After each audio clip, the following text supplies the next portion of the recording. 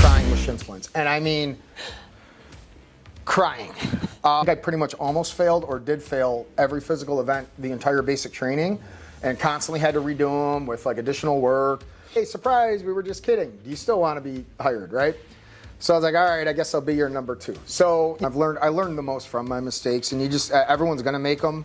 Wow, when there's a decision to make, if somebody's not on fire and that decision doesn't have to be made in 5 seconds, take the night at a minimum. You say you're going to do something, do it. Yeah. The last thing in the world I want is them coming back in here 6 months later saying I lied to them about something. It could, but I'm not gonna sit here and paint you a picture of rainbows and ponies that your life is gonna lead to that spot a year from now, right? You at least owe it to yourself to ask the questions and get the information.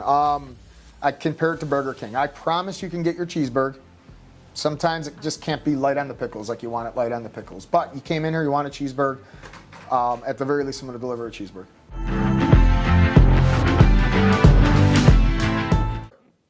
I'll let you ask the questions. I'll do my intro either way. You can do whatever you want. All right. Is it rolling? It's rolling. We always do this. Hi, welcome. For those of you expecting between 2 flow charts, it will be back soon. We're on a current kind of production halt with that right now. We're making the show bigger, better, hiring some makeup crews, Key Grip. I don't even know what they do, but I see them in the movie credits. So that'll be back very soon. In the meantime, what we have for you is Coffee Talk with Sergeant Mac. And well, why do we call it Coffee Talk? Well, I will occasionally be taking sips of this coffee and making really loud, annoying noises to represent how much I'm enjoying it. That sounds great. Thank you for that. Of course. And this is my editor, Sergeant Elizabeth Dilly. You can follow her at. Yep. And you can follow me. I have no clue, but I assume it's going to be at the bottom of the screen right now, which you could follow me at. Yep. Outstanding. Yep. Well, here we are, first edition of Coffee Talk. Yeah, so I guess that's news to me, but. We'll catch that medal. No, that's good. Just kind of trying to get to know everyone on the team. Sure. You are the leader of the team / middle leader of the team? Co. Yeah. Yeah, it's a 51-49 relationship. Okay. I drew the 49. Yeah. Yeah. You went from being, you were in that interim position, and now you just get a partner kind of. Yeah, no, it was a good opportunity though. At the rank I was at, I was given the opportunity to serve at the higher ranks position for months upon months. So good opportunity, good learning experience, and will really help prepare me and equip me for hopefully that day for the official position. Yeah.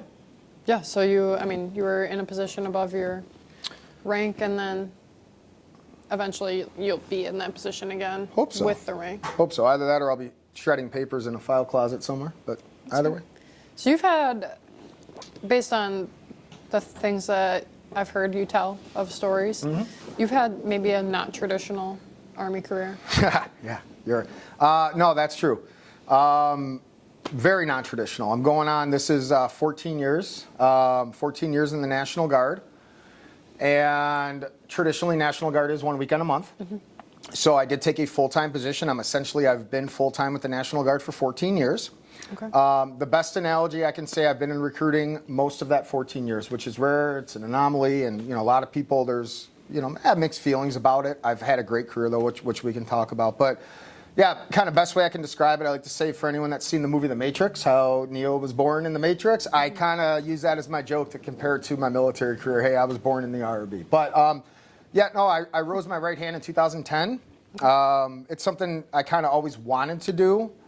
Growing up, never really took it seriously or thoroughly looked into it. And the one thing, my kind of driving motivation, I didn't want to be 65, sitting around the table with grandkids maybe. I didn't want to be that woulda, coulda, shoulda guy, right? Yeah. So I'm like, all right, let me go in, and this was my mindset. At the time, the Iraq war was kind of still going on. It was starting to wind down. There were still obviously a lot of troops still in Afghanistan and everything. So at the time, I'm like, all right, I'm going to do a 3-year contract, serve 1 weekend a month, still do my civilian career. And then... What were you doing on the civilian side at that time? My most recent position that I was in was actually for a civilian recruiting company. Okay. All right. And it's funny, I'm in recruiting now, which I'll kind of get to in a minute. Had nothing to do with why I came into the Guard either. It's just kind of a couple of big coincidences. But it was my initial plan was, hey, I'm going to do a 3-year contract. Units were still kind of pretty much readily deploying every couple few years or whatever. So I'm like, let me catch one deployment. I'll get out after 3 years, and at least now when I'm 65, I can say I did my part. Oh. So, swore in, went to basic training, job training. How old were you when you swore in? How old was I? Yeah. I was 30 years old. I was fat. I was overweight. I had never ran a day in my life. I was a heavy smoker. I drank. Not that there's anything wrong with that. I just given you a picture of kind of my health at the time. I was not in any way, shape, or form what someone would consider in shape for military service.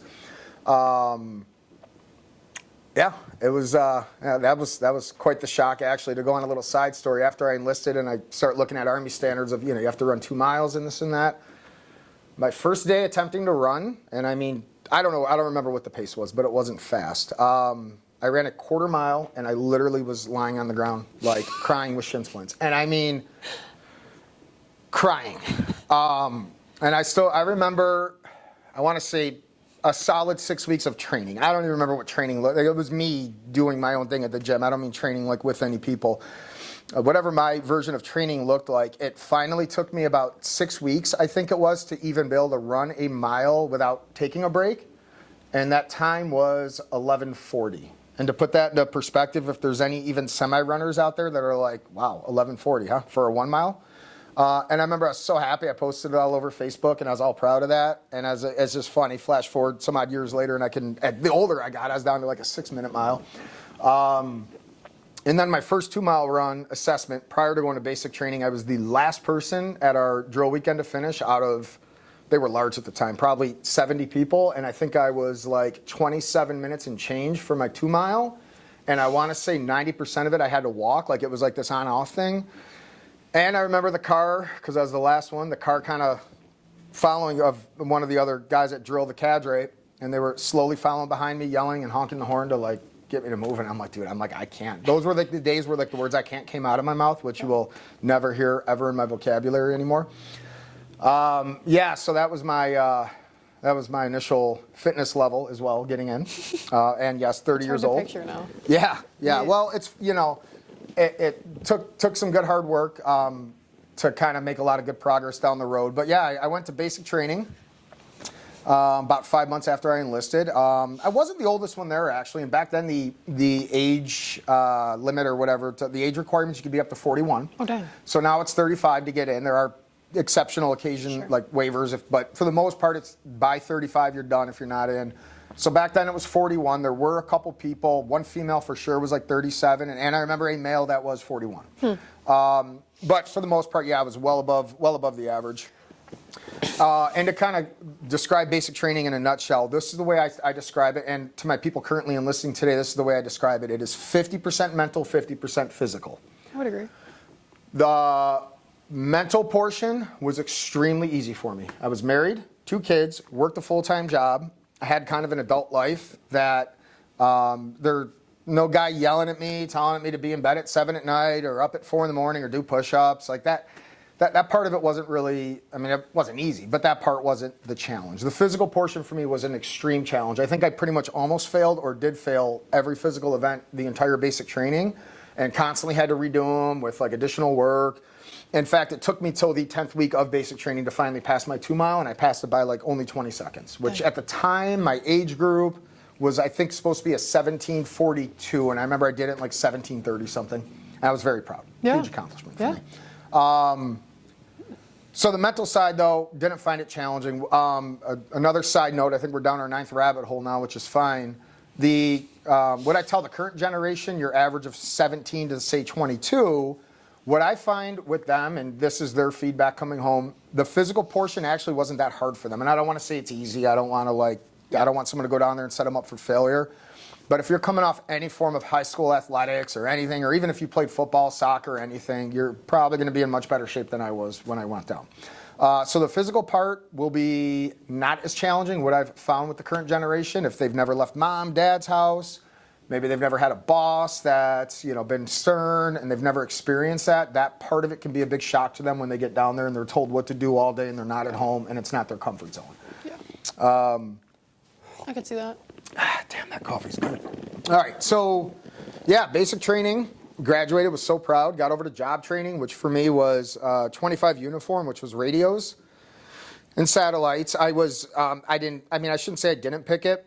When I enlisted, I just wanted to serve. My recruiter brought up jobs to me. I was like, what do you have? I don't really care. And he's like, well, no, I do remember my motivator was I wanted to be gone as long as possible because the paycheck for me down at training was going to be a little more than I was making in the civilian world. So, I didn't want to be gone like 2 years, but I remember one job I was going to be gone like 5 months total with basic training, and the other one was 7 months. So I took that just for that reason to make a little more money. So other than that, I was flexible. So yeah, 25 uniforms, radio, kind of repair functions, whatever, stuff like that, communication guy. So did basic training, AIT, I graduated. I was 31 at that point. So came home, started going to my unit, which was right in Sussex. Did my drill weekends 1 weekend a month, even went on one of those 2-week ATs. Then I got a phone call, actually, from my recruiter at the time, and said, hey, didn't you say you were doing recruiting for civilian work? I was like, yeah. He goes, well, we're hiring recruiters. Do you want to come over and apply? And I'm like, not really, like whatever. I just didn't, whatever. And he's like, come on, at least come in, talk to me, at least apply, right? So I was just an E3. Private first class. Traditionally, we are looking at least E4s, and you have to kind of be promotable to E5. And I was only in for like 8 months at the time. Basic training, job training, came home. So kind of wasn't rank-wise, wasn't really the criteria to be a recruiter. They just knew I was a little bit older and had some civilian recruiting experience. So came in and interviewed. I remember that board. I remember everyone that was on it down in Kenosha. And I actually interviewed, I think, very well. But I did get a call a day or so later. And they decided not to go with me because there was an E5 that applied, and they thought, well, if I've only been in the Guard 8 months or so, how am I possibly supposed to know anything about it to potentially tell other people to do it? So I actually did not get the job. 2 weeks later, I got a phone call, though, and said, well, that first person we hired turned out they had a driving record from hell, can't drive a GSA, and hey, surprise, we were just kidding. Do you still want to be hired, right? So I was like, all right, I guess I'll be your number 2. So, that was the joke with the one guy that hired me. Actually, 4 years later, he always called me his number 2 because I was the second person chosen. But came in, since I had a knack for the business, doing it for civilian work, actually hit it out of the park. Was extremely successful, did very well. And one contract led to another. It's been my full-time job ever since. I've had a great wealth of opportunity within recruiting, from promotion to schooling, to benefits, to I got a $400,000 house almost paid off, 2 cars, retirement going. Like, it's been an absolute career for me. And I love what I do. Yeah. So here I am, 6 years left till retirement. Is this where I'm going to stay until then? Honestly, if you would ask me day one I enlisted if I was going to be a recruiter, I would have said no. Here I am. Am I going to tell you I'm going to do this for the next 6 years, or I don't know. Yeah. You just kind of take it day by day. Yeah. I have my goals set, but I know with the National Guard where you are and where you could be in a year, like, the sky is the limit as far as opportunities and things, things to do or places to go. You had another unique opportunity kind of in the middle of all that. Okay. Which one was that? You got to work at MEPS. Oh, yeah, that's right. I took about a 2.5-year break, and I worked up at MEPS. For any viewers that aren't familiar with MEPS, that is the place you actually go to enlist. So to go down that rabbit hole, to the viewers that are not enlisted, a lot of people think, hey, talking to a recruiter, they are the ones that actually enlist you. Don't sign anything they give you. I'm going to just call out all the stereotypes. Don't trust anything they say. They're going to do nothing but lie to you. All they have is a quota. You're just a number. They get paid based on whether they enlist you or not, right? So here's the truth. Here's reality. There's some truth to some of that. There is, and I'll kind of go through that. You actually do not enlist with the recruiter. We are not the ones that enlist you. You can walk into my office all day and you can sign 75,000 things, and none of it means nothing. You have to go to a place called MEPS, which is the enlistment center, and that is where the expression sign on the dotted line. That is actually where you do all your contracting. That is where you make your commitment and raise your right hand. Mm-hmm. So yes, I had the opportunity to work there for about 2.5 years, and I was the one writing the contracts for all the new people statewide coming into the Guard. And then got a call again about 1.5 years, 2 years ago, saying, hey, do you want to come back out to the West Allis team? We need a team leader down there. It's actually the office I worked at prior to going there. I did like my job there. I'm going to be honest, it was just kind of really easy. It was very low, kind of low pace, low tempo. So I was kind of enjoying it. But I knew I wasn't going to be able to stay there forever anyway, so I took the opportunity to come back to at least my first choice location here at West Dallas. And then, yeah, I've been doing it since, between the team leader role and then what they call a section chief. We've had kind of a wild almost 2 years here now in this area between having a section chief or not having a section chief, and then you have the expression, you hear it a lot in football. It's true as well for the military, next man up. If your leader goes down, that next guy underneath you trained has to be able to fill those boots. So yeah, I've kind of toggled back and forth between those two positions for almost the last 2 years now, and we finally, about 2 months ago, had a stable position of somebody hired into that position where hopefully we should see some kind of stability and getting back into some normal roles around here. Yeah.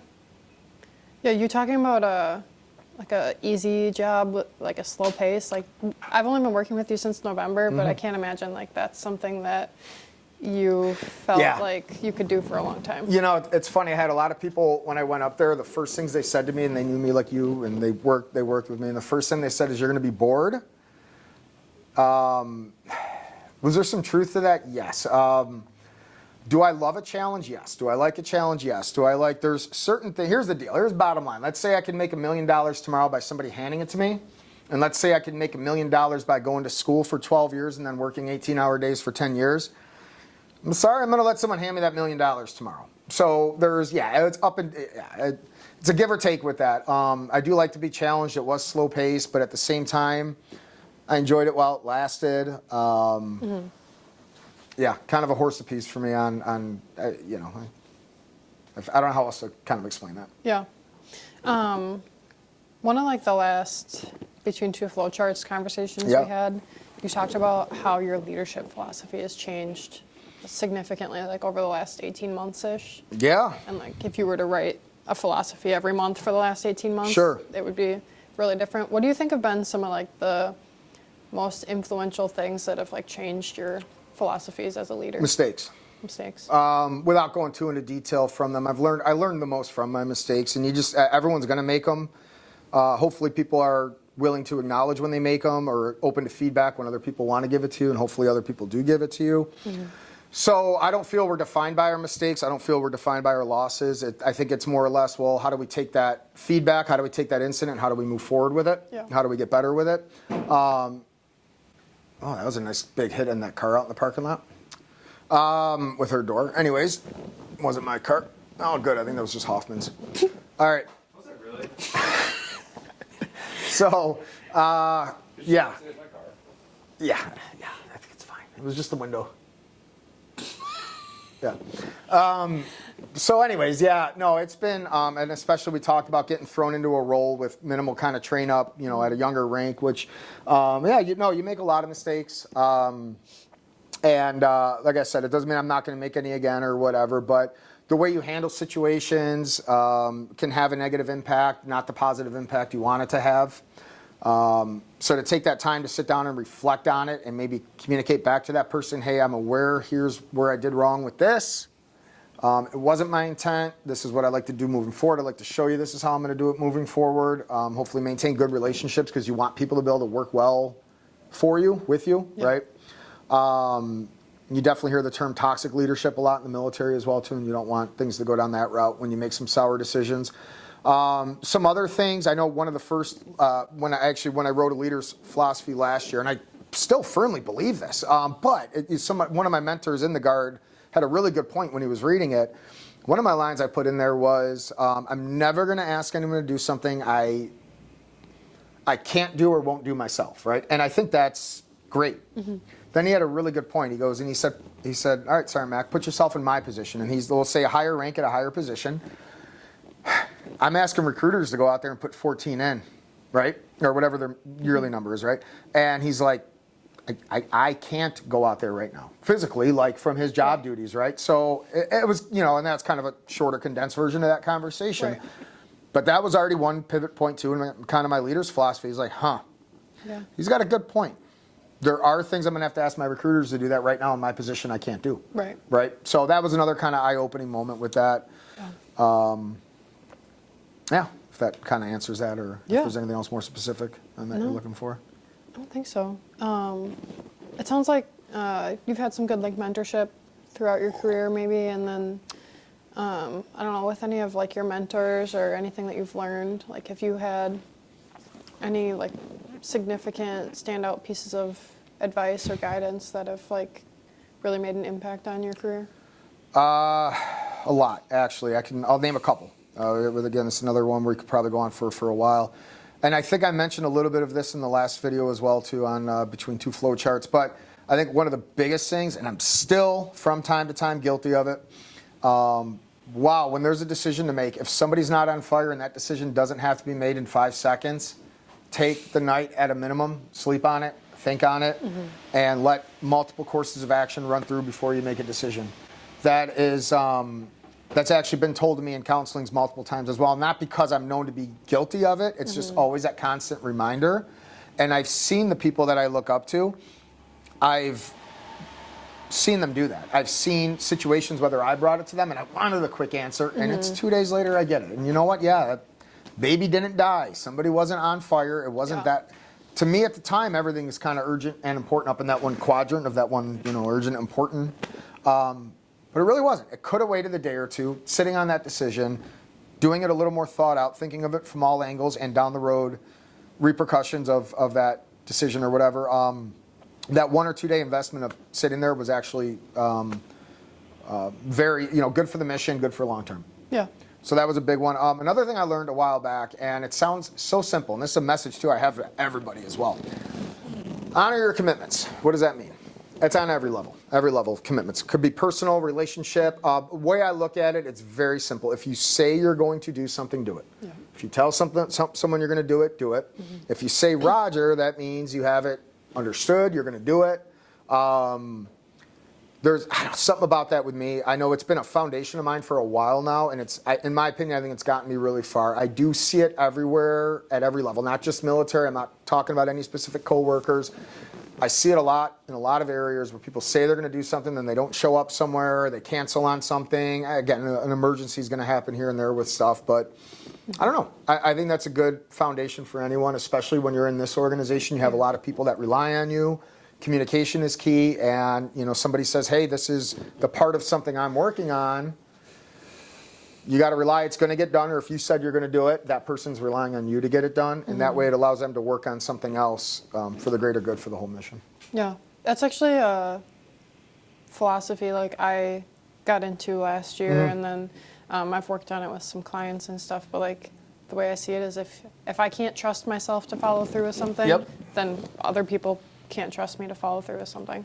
And like I said, things are going to happen here and there. Emergencies are going to happen. And then at the same time, communicate it then. Yeah. Communicate it. Yep. I have my thing I like to call Mickey Mouse excuses too. There's no exact definition. I can go, a lot of examples of a Mickey Mouse excuse. But, I'm running late because, or my car, I don't know. Just, it's, my alarm didn't go off, things like that. It's like, no, not Mickey Mouse excuses. But there are things that are going to happen, and then at least communicate. Give that other person as much time as possible to react. Right. Or, better yet, find a replacement course of action that still honors the commitment even if you didn't do it. Yeah. Even if you didn't do it. Hey, well, I told this guy I was going to do this. Shit, crap. I physically can't. Here's how I can still get it done even if it's not. Still handle your business because you were the one that said you were going to take care of it. Yeah. Well, I think that's a big one for sure. Okay. Well, you have, I mean, that was a lot of your journey, and 14 years is like, I don't think I've heard of anyone else spending basically their entire Army career in recruiting. Yeah, it's, if I do go 6 more years and retire, 20 years, essentially 20 for 20 in recruiting. Again, people can say what they want. There are traditional soldiers deployed, this and that, which I've never had to leave the U.S. Again, been very, very fortunate with that stuff, and I've heard it all. I don't care. I guess here's the way I look at it. Every day of my military career, I have been where I'm supposed to be, when I'm supposed to be there, in the uniform I'm supposed to be in most of the time. And we just talked a minute ago, and I'll say accomplished my mission. I've done what I've been asked to do, told to do, and what I said I was going to do. That defines a soldier. You're where you are, when you're going to be.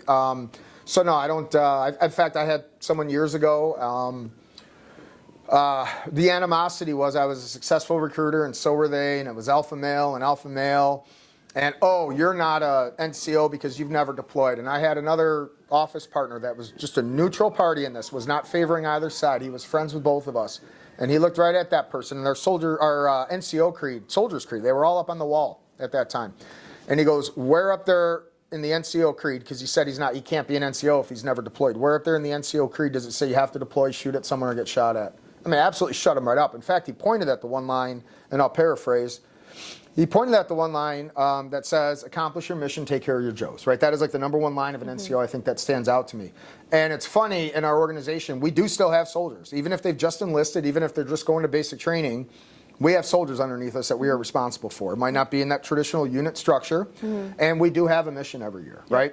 And it's funny that every single year I've been in the RRB, I've accomplished my mission. And if you ask any of our, what are called RSP NCOs, which help oversee all the troops going to basic training, you ask any one of them that I've worked with over the years, I think hands down they'll say, yep, McEvoy's by far been the best taking care of his troops. So to me, that's the NCO creed, that's the line from it, and I go to bed every night and sleep great knowing that that's my job and that's what I do. I think even like recruiters have probably the most influential impact on a soldier.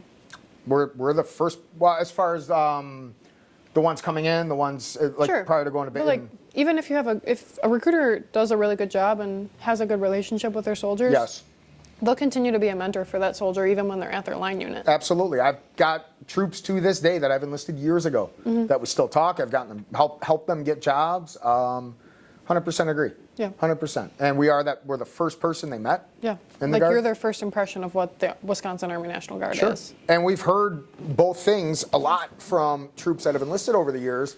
Is you have heard, I've never seen my recruiter again after I enlisted. Yeah. That's a shame. Now, are there circumstances? Maybe they retired. Sure. Yeah. But there are cases of recruiters that have enlisted people. Oh, cool, you're enlisted. Good luck in your career. Hey, you know what? That's their business. I can only control, what's to my left and right, people I work with, and my environment. So, but no, I don't believe in that. I've always, they've trusted me. They put their right hand in the air. Based on guidance or kind of how I guided them through the path to get in, and that's always been my commitment. It's not just kind of words to me, it's literally from this day until they hand you over to another chain of command. Anything you need, let me know. And even after that, I do follow it up with, you can get a hold of me the rest of your military career. I'm going to be here for you. If it is something that, well, you should go to your chain of command for, I'm going to let you know I'm not your first line leader anymore. Yeah. But maybe it is something general we mentioned, like helping with employment, getting jobs, school benefits. Sure. Absolutely. Yeah. Yeah, no, I think that, as much as I would like to say that's standard, I don't think that's the standard that everyone follows. Well, that's one of my, I mentioned a while ago too when we talked about going to work up at MAPS, and then I said, hey, there's a lot of, the stereotypes on recruiters are they're just going to lie, don't trust anything they say, don't sign anything, and that's where I tied that into, well, actually it's not in this office you do enlist or anything. That's one of my promises and commitments. So when I do what I call it an interview, the first time for an applicant coming in, they just want information, and that's all it's for. I generally open it up with about a 3 to 5 minute, just little background on myself for them. I do want to, I call that right out with them. I say, let me guess, before you got here at some point, somebody told you, don't trust a word I say. All I'm going to do is lie. And they're already nodding their head yes. I go, good. I go, I'm glad. And I go, there's a reason why those stereotypes are out there, and unfortunately there is some truth to that. So I give them a little bit about my background. I live here. I live in the area. I'm from here. And the best thing, and I have an entire wall back by there of all the people I have enlisted over the years and their pictures. And I tell them, I was like, these are the people from my community, from my area I've enlisted, all right? And I do say there is some truth to their stereotypes that they've heard with some recruiters, and there's a reason why those stereotypes are out there. But it's the best I can do to kind of earn trust day one, is I let them know this is where I'm going to be today, this is where I'm going to be 6 months from now, this is where I'm going to be a year from now. And even when I changed positions and worked at MAPS, I still lived here, my number was still available. I didn't move to California, I wasn't moving around the country. And I let them know that if they do enlist, they put their trust in me. The last thing in the world I want is them coming back in here 6 months later saying I lied to them about something. It's my community they'd be going out into, saying that I lied. It's my name. These are business owners, partners, friends, people I have in the community that we help network through. So that's the last thing I want. And not that I would want to lie to anyone, but I'm also, it's twofold. I don't want to lie to you, and I don't want to destroy my business. I have a really good name around here. So that's my little commitment I give to them, and I let them know on day one that I do have 3 levels of guarantees. If I tell you guaranteed promise, then I'm going to show you in writing. And if you don't see it in writing, then don't sign it or don't whatever. There is that second tier. There are a lot of things we can't guarantee in writing. They are how things traditionally work, but yeah, I can't make you any promises or guarantees. A policy could change next month, and maybe what I tell you today. And then there's the third bracket of, yeah, it could happen, but probably not. And that's usually when someone sits down and says, I want to be a Navy SEAL in a year and deploy with Jocko, and I want to kill the next Osama bin Laden. Okay, yeah, that could happen. That could, but I'm not going to sit here and paint you a picture of rainbows and ponies that your life is going to lead to that spot a year from now, right? Yeah. So yeah, it's kind of my commitment I give people on day one. I do encourage everyone at a minimum that don't be me, like woulda, coulda, shoulda, I thought about it for too many years. Come in and get the information. Like at least ask the questions. You never know if it's an organization that might benefit you until you got that information, right? We don't take it personal. When people do come into this office, it's not, hey, you're leaving here signing anything, you're not committing. Our job that day is to paint you a picture of what your life would be like if you decide to join the Guard, and then it's their decision. They leave here, and I've had a lot of people, they get back to me the next day. They're like, hey, I slept on it, let's go. Full send, let's do it.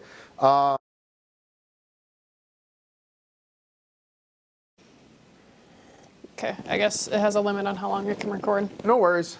But yeah, no, I think that was a good conversation overall. I mean, I learned a lot about you from that. Oh, that's good. Is it still recording? I just restarted it, yeah. Okay, outstanding. So, do you have any kind of last words or words of wisdom or anything you want to? No, I mean, I think we covered. I like kind of how I ended that there. Like I said, if this is a part of the audience listening, that perhaps you are in that generation of, oh man, I have been thinking about it. I haven't you at least owe it to yourself to ask the questions and get the information. Maybe you're in that generation. I'm 44. Maybe you're in my age group generation and you're like, oh, wow, my son's graduating high school this year. My nieces, nephews, bring them in. Get the information. Most people that join the National Guard traditionally do not wake up one day saying, I want to join the military. Are we part of the military? Absolutely. We're not active duty. We're not moving around the country. But we're not the Boy Scouts. Where this is 100% you are joining part of the military. But the National Guard, traditionally, it's for those people that still kind of wanted to live their, well, I know I still want to work next year. I want to go to college maybe. Or I do like it in Wisconsin. Or I'm helping my dad with his business. Challenge us. Come in and bring your list of criteria and be like, well, if I do the National Guard, can I still do this, this, and this? I've found, and I've been going on my 14th year now, in most cases, I've had a scenario that can work for somebody to meet with their civilian goals. There are some sacrifices people have to make. I compare it to Burger King. I promise you can get your cheeseburger.